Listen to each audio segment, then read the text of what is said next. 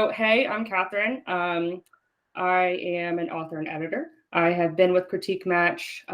I've been a member for about a year and a half and a pro-critiquer since January.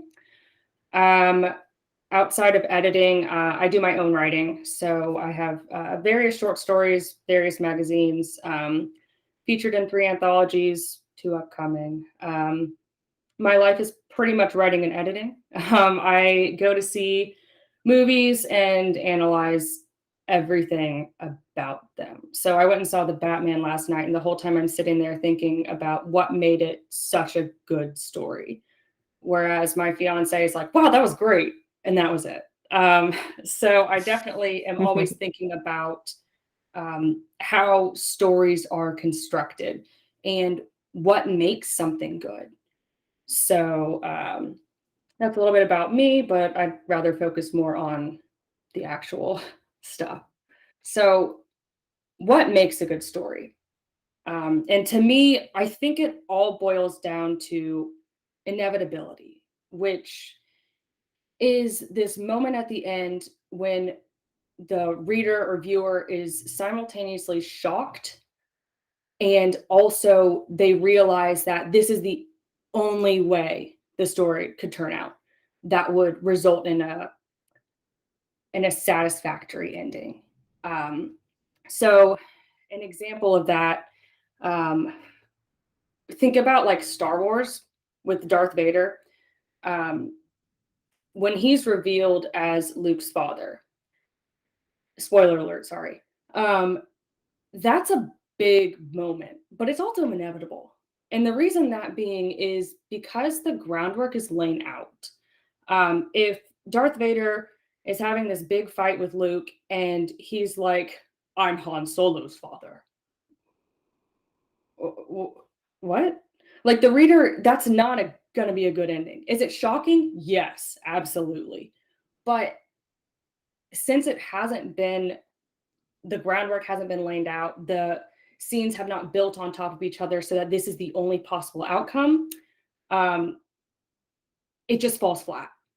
So hopefully that makes sense. And a note that a lot of my examples that I use are gonna be from movies and books. And the reason being that they're the same as short stories, they're just longer. So if you think about like a candy bar, like a Milky Way, you have like the really big candy bars that are Milky Ways, and then you have the small fun size. So a big candy bar is a novel, a movie, and the fun size is a short story. So they're the same ingredients going into it, it's just smaller. Also, my cat might make an appearance, so sorry about that. So let's talk length and structure.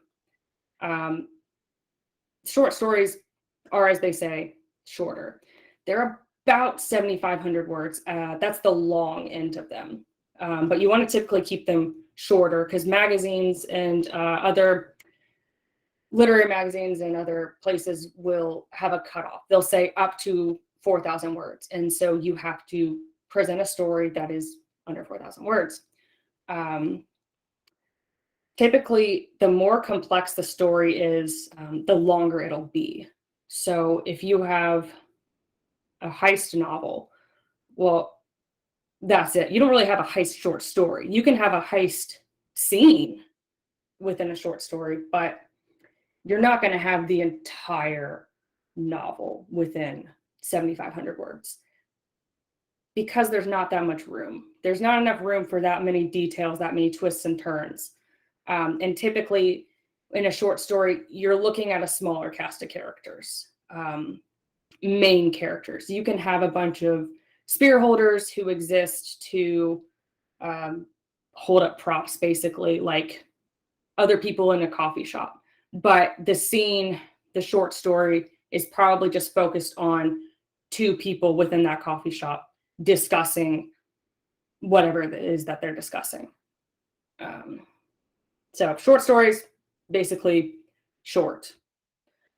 The elements of a short story. So I'm going to go into these in pretty big detail. character plot conflict. And what you'll find is that they're all interwoven. If you make one stronger, the other two get stronger. Elevate one, the other two are elevated. So they all work together, they all complement each other. And these aren't the end all be all. Like if you go and watch other webinars or read other articles on elements of a short story, I'm sure they have a lot more elements. You know, you can look into setting, you can look into dialogue as separate elements. But to me, I wanted to focus on these three because that's what really drives a story. That's what really makes one good. If all three of these are working on all cylinders, then you're going to have a good story. If they all make sense, if they all complement each other the way that they should, your story's going to be pretty good. So let's jump into character. Like I said before, you're looking at a smaller number of characters. You're looking at 1 to 3 main characters. They should all be real, not flat, goals and motivations. And you should always think of your characters like real people, like yourself, like your friends, your family members. So when I talk about making characters round, I mean, don't make them one-dimensional. People are not only one attribute. So for me, I'm a writer, but I'm also a runner and I'm also a cat lady. And these are all, there are several other qualities that make up who I am. And a lot of that boils down to backstory. So people are made up of their experiences and characters are the same way. So if you box characters into only one attribute, one emotion, like this character is angry all the time and that's the only thing that is their character, that is the best way to make them stiff. Like that is the number one way to make them completely flat. Because when we talk about flat, like think about cardboard, like what I'd said earlier about the spear holders, people who exist to only hold props up. So you're creating a character who is so flat and one-dimensional, like a piece of paper, that if a gust comes by, they're going to blow over. You want a solid character who is made up of backstory, who has a reason for the emotions they feel. If you have a kid who almost drowns in the ocean when they're 3 or 4, when they're 44, that's why they're afraid of the ocean. So now we have a reason. It's not just that they're afraid of everything, it's they're afraid of this specific thing because this happened to them. So when you include other qualities, you include life experiences, you can also experiment with how a character is influenced. So that character, maybe in their marriage, like their spouse wants to go to the beach and they're like, well, I don't want to do that because the ocean could drown me or something. Now we have a reason why a character is acting the way they are, and they're not just one note.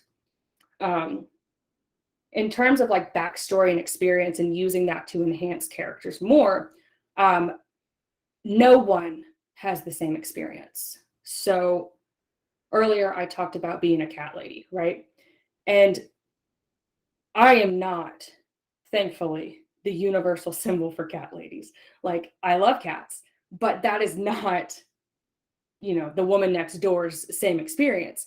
She might love cats because her husband, who just passed away, loved cats. And so now she keeps his memory alive by feeding all the neighborhood stray cats. So now she's got 40 in her yard.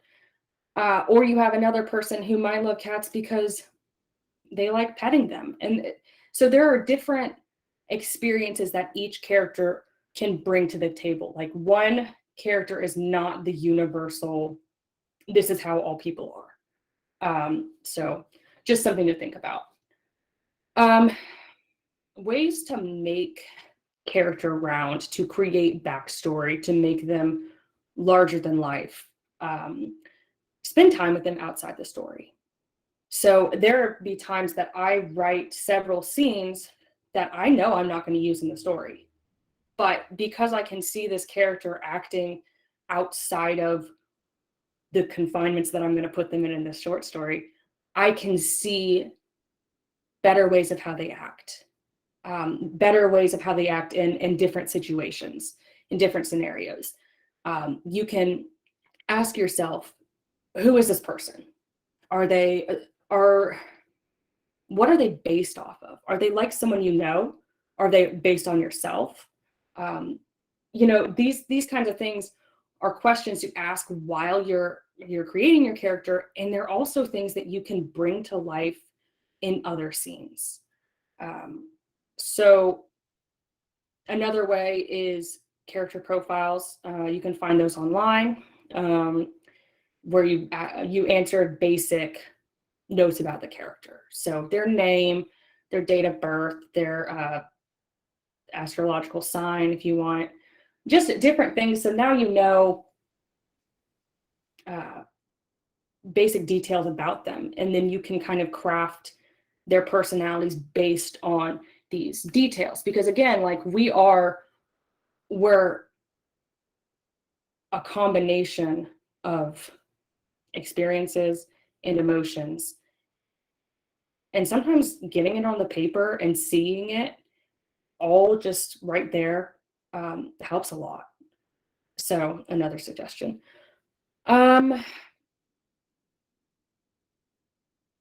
Interviewing is another good thing. Ask them questions.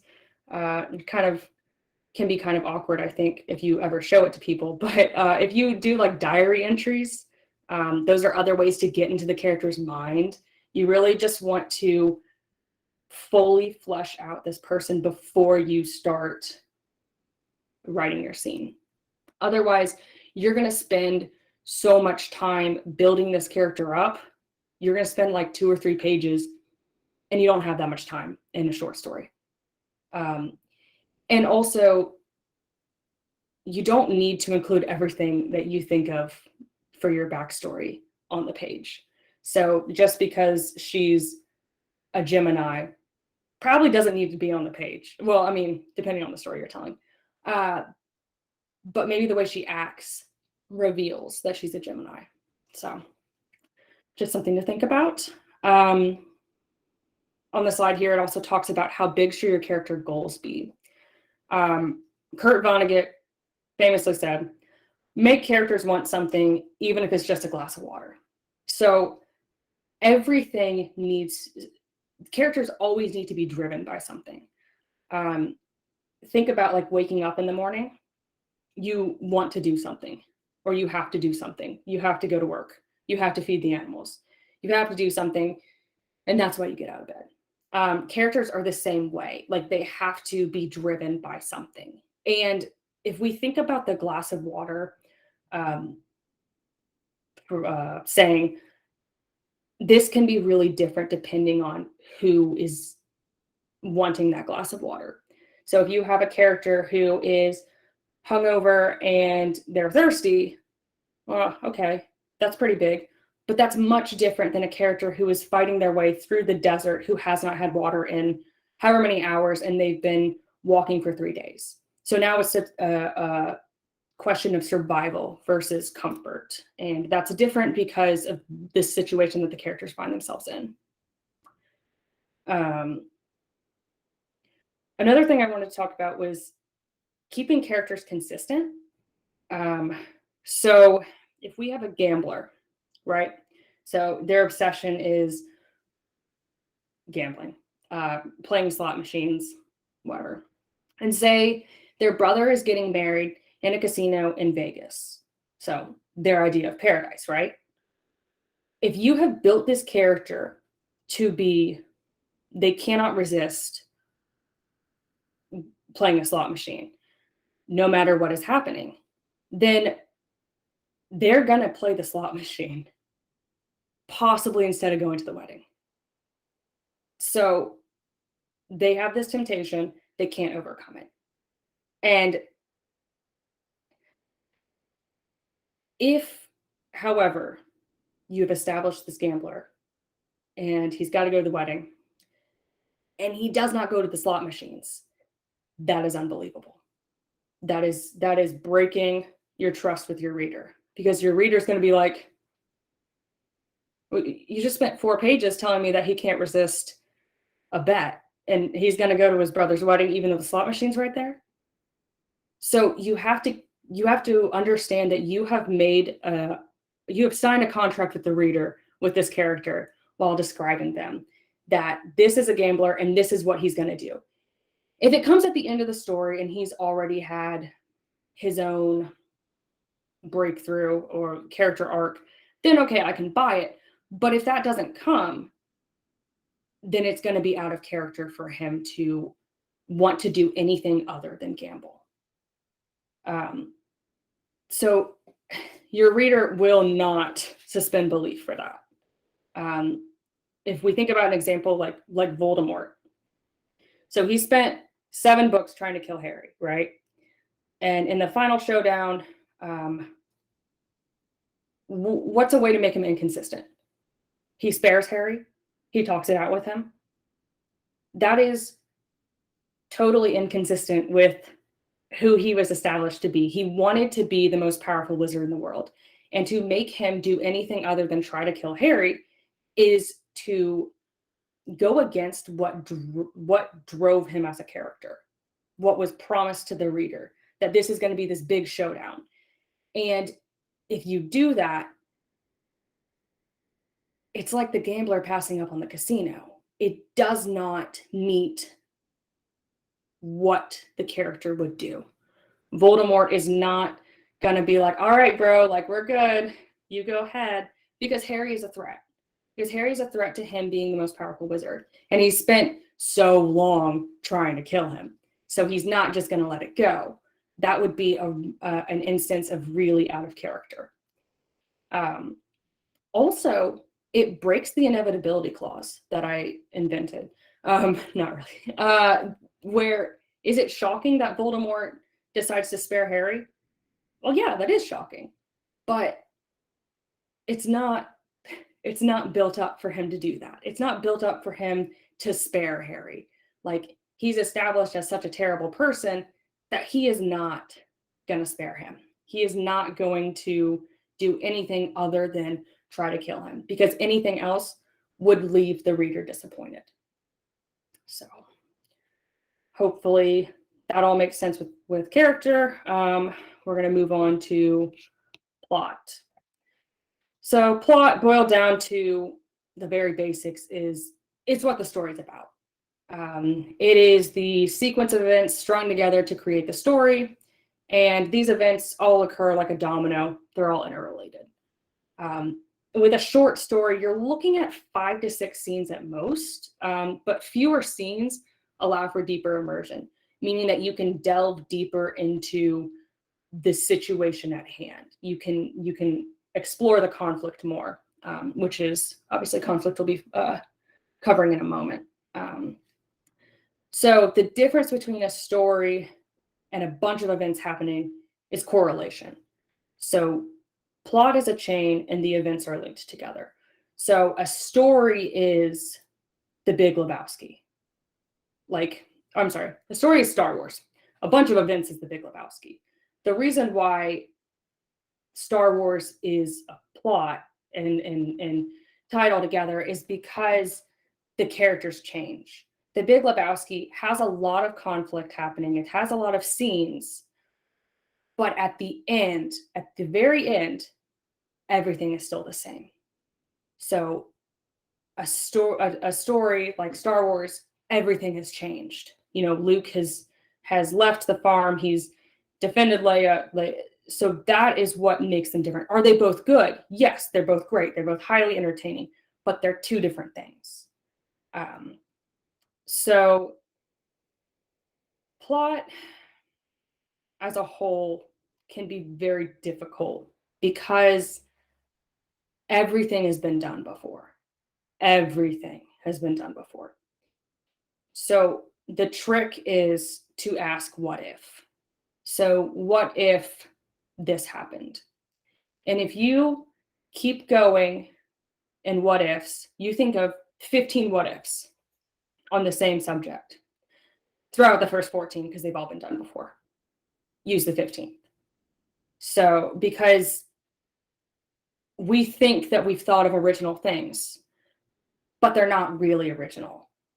And our mind works in that it will repress the fact that we've seen something before, but it'll think of it in a memory.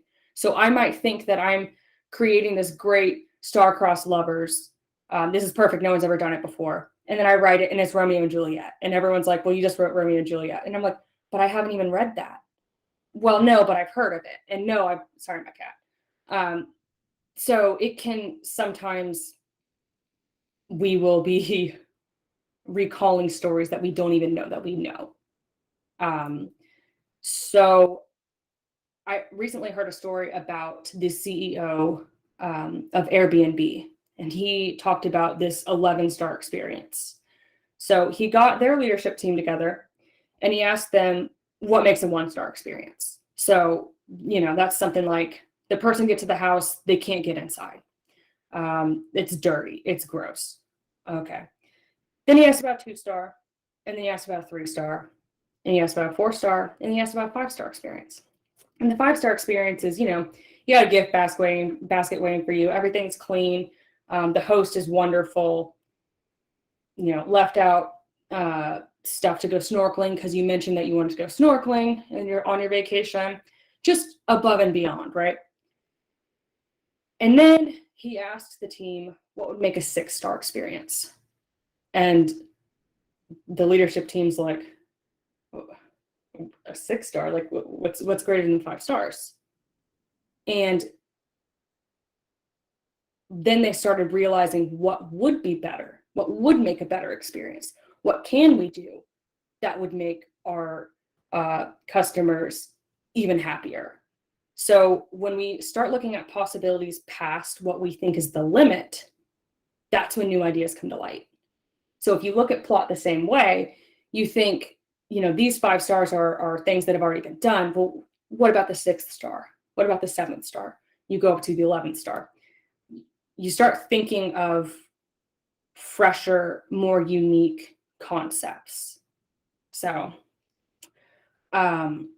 something else I wanted to talk about, which is going to be a slight tangent, but I promise is related if I can work it all together right, is character death.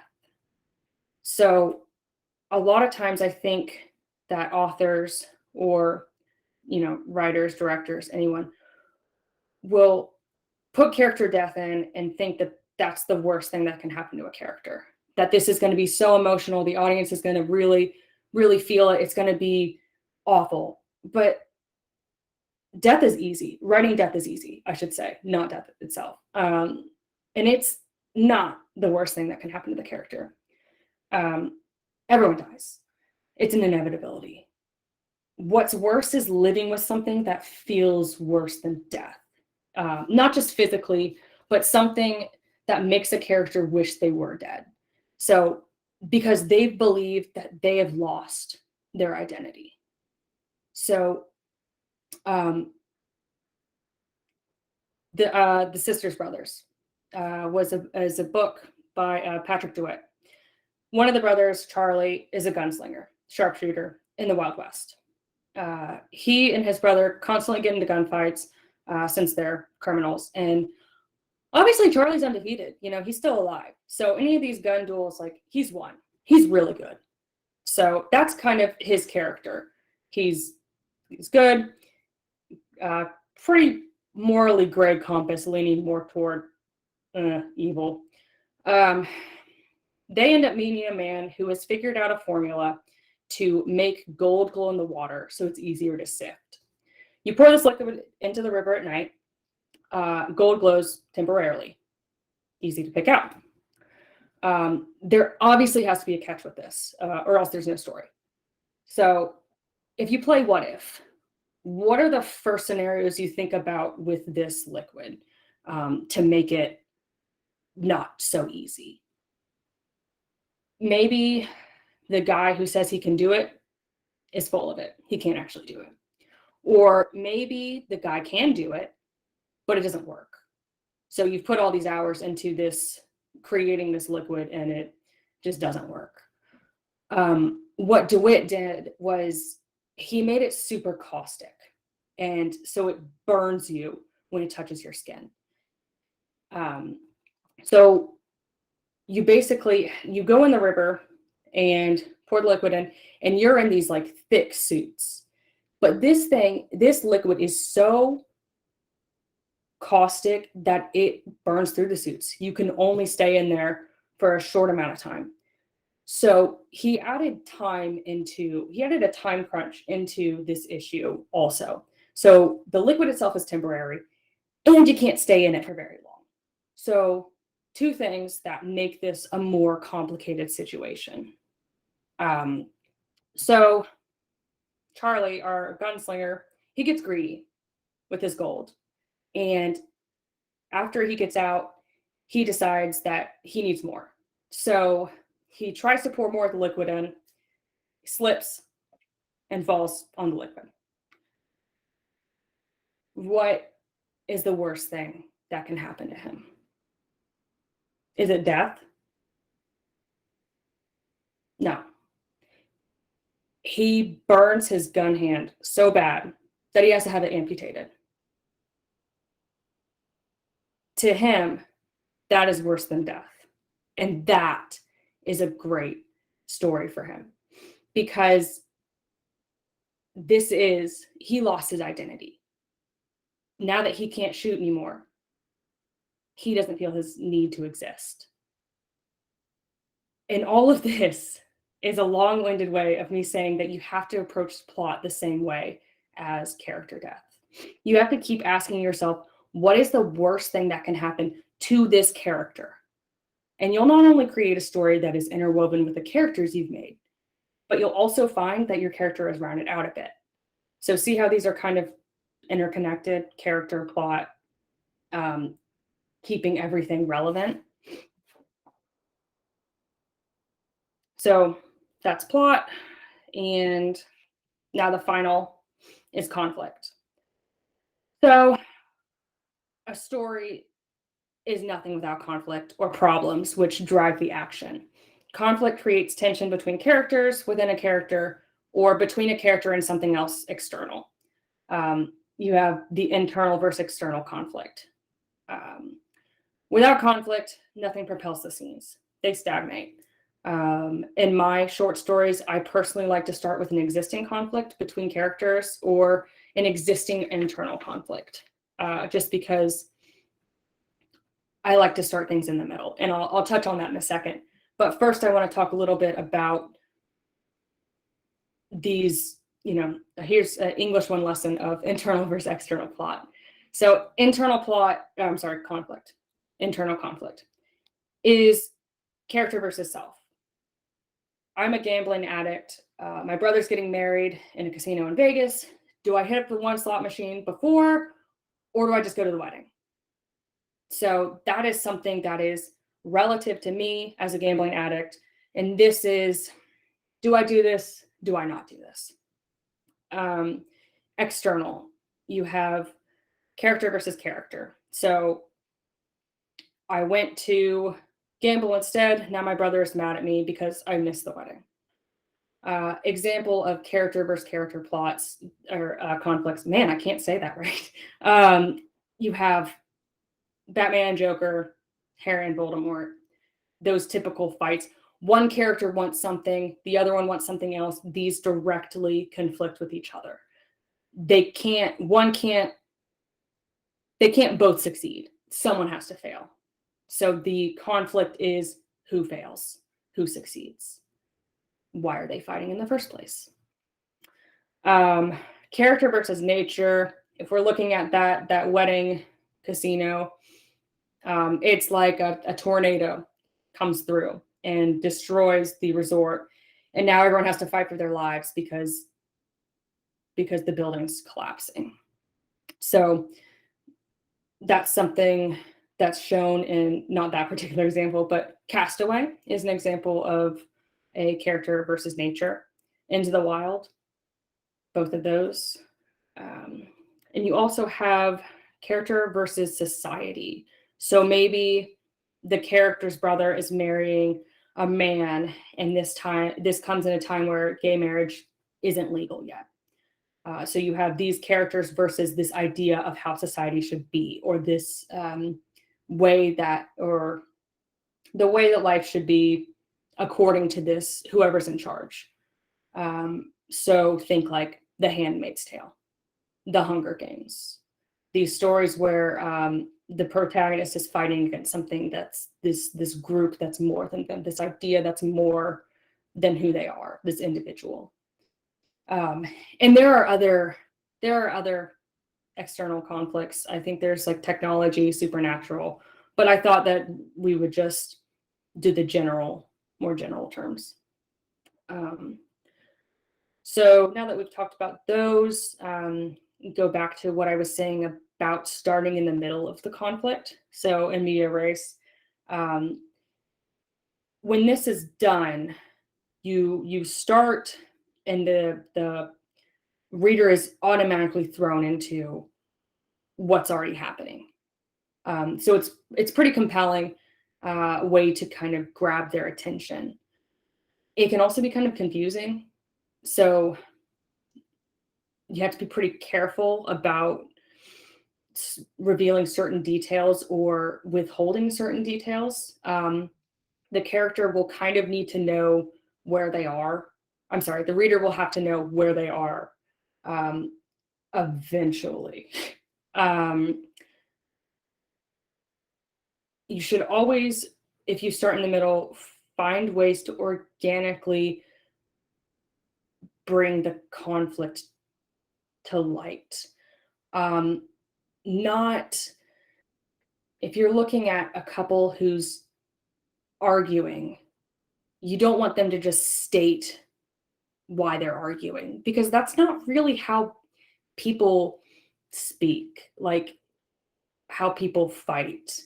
And this is where subtext, where you say one thing but you mean something completely different, is so important. Because, you know, if a couple is fighting and they're fighting about one of them not doing the dishes, it's not really about the dishes. It's about the other one not being there emotionally. Or if you say like, oh, you never do the dishes, you never help out around the house. Well, maybe that's my way of saying, I needed you to take me to this appointment and you didn't. Like, why don't you ever take my problems seriously? Why do I have to always do everything? So, but by saying that, by straight up saying like, why don't you ever, you know, take me seriously or my needs seriously, it's less powerful than using subtext, because subtext is how we speak regularly. So sometimes being a little bit more vague or letting a different fight stand for something so much more can be that much more powerful. So something to think about too. Conflict is also how you see how a character responds to something. So the gambler, how he responds to something, how he responds to, do I go play the slot machine? Do I go to my brother's wedding? Well, he's got to play the slot machine because that's consistent to his character, right? So that's how those are interwoven. And say he does play the slot machine, he wins, that sparks an entire event of, oh no, now I have all this money, now everyone wants to steal it from me, now here's a plot. So do you see how these are all linked together? And if you strengthen one more, the others will step up to the plate too. That's all we have for conflict and advice. So I'll start with character. Know your character before you begin. Start with a trait to build from. So character is angry at the world. Okay, what does that mean? So why are they angry? And this kind of going into a little bit of backstory here, asking these questions, figuring out why this character is the way that they are. So if we look at Katniss from the Hunger Games, she's pretty prickly. Why? Why is she prickly? Because her dad died. Okay, well, that makes sense. Because her mom checked out after her dad died. Okay, now we're getting even worse because she has a little sister who she has to take care of because her mom is checked out. That's pretty terrible. And we understand why she is so against having people close to her. So, and then you add on to the fact that her dad dies in the mines within the system, and it makes sense why she has to do what she does against the people in charge. So, everything about her character, it makes sense. She's not just mad because she's a teenager. She's mad because she's lost people who are close to her. You know, it wasn't just that her dad died, like her mom died in a way too. So now she's alone. So now she thinks that anyone close to her is going to die. And that's a pretty powerful way to have a character move through the story.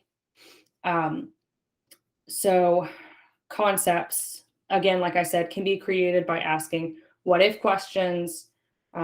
Think of the first 15 what ifs about a subject, and then toss the first 14 out. Conflict is an obstacle in what a character desires, and it should be directly related to the character. So if we talk about the gambler again, and give him an option of eating at this Michelin star restaurant and this Michelin star restaurant, well, he's not going to care very much. Like, that's not related to what his character issues are. It just isn't. But if you take the same decision between this Michelin star restaurant and this Michelin star restaurant, and you give it to an up and coming chef who wants to eventually be the executive chef at a Michelin star restaurant, then it's a little bit more like, okay, now he has stakes. Now he has personal stake in this conflict. Setting, because again, you don't have a lot of space in a short story. You want to keep concise, punchy descriptions. Each sentence should do several things. So instead of saying something like, she is rich, you can describe in one paragraph the house that makes it the mansion that makes it clear that she is wealthy, that she owns a lot of excessive items. So kind of making every sentence do more than one thing. Dialogue, kind of the same with any kind of dialogue from any story. You want to keep it tight and simple, always natural. The way that people speak now in everyday conversation, kind of mimic that. But a good tip is to cut out all the throat clearers. So when we speak, like I just did it, so, well, okay. Well, these are ways that we start sentences in everyday dialogue, but that's a word. And that's a word that's going to take up your 7,500 words. So if we cut that down, we can cut out 15, 20 words per short story. We just don't need those words and need to keep it concise, just like the setting.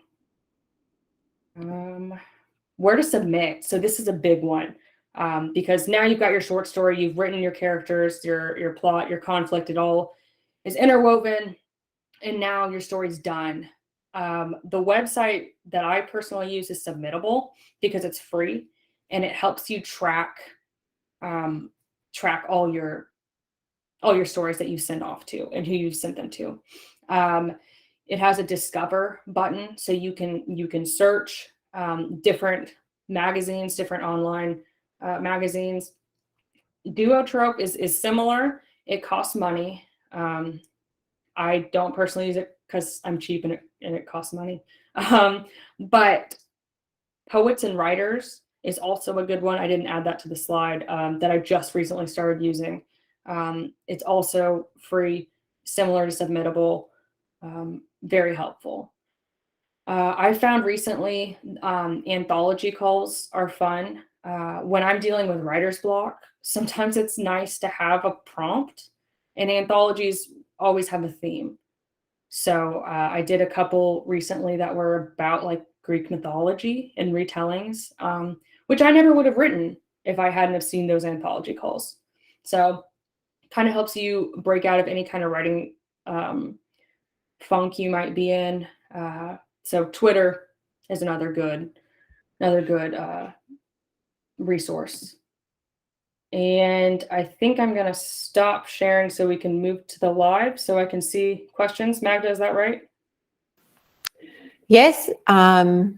Let's go. I do see 2 questions, both from Mary. Are some genres a better fit for short stories? And the second question is, what publications pay the most for short story submissions? So the first one with genres. Honestly, I think you write what you're comfortable writing to start. For me, I'm not big on writing fantasy. I really wish I would, because I do feel like in terms of anthologies are always fantasy. But different magazines will want different things. You have some people who do want to do genre short stories, so anything with horror, anything with romance, sci-fi and fantasy. But you'll have others that just want like a contemporary story. So my suggestion is to write what you want to write, and you'll find a place that wants to house your story. I wouldn't go into writing short stories and think, well, the market really wants fantasy, so I'm going to write fantasy. I mean, I think I think it was Nicholas Sparks who decided to go into romance because he thought that he could make it big, and he did. So it works. But I think for me personally, I just write what I want to write, and I write the story in the genre that I think it will fit the best in. I hope that answers your question. And Magda, can you repeat the second one? Sorry. No worries. Where was I? If I find it. Oh yeah. It was about what publications pay the most for short story submissions. So obviously the big publications, the big places would be like Tin House and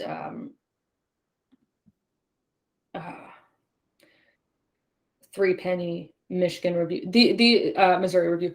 These places that are really prestigious, Uncanny Magazine, they pay the most, but they're the most competitive also.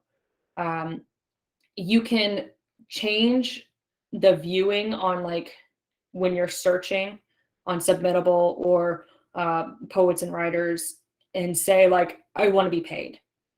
That these people will compensate me for my work. And you can see, smaller magazines will offer like between $15 and $45.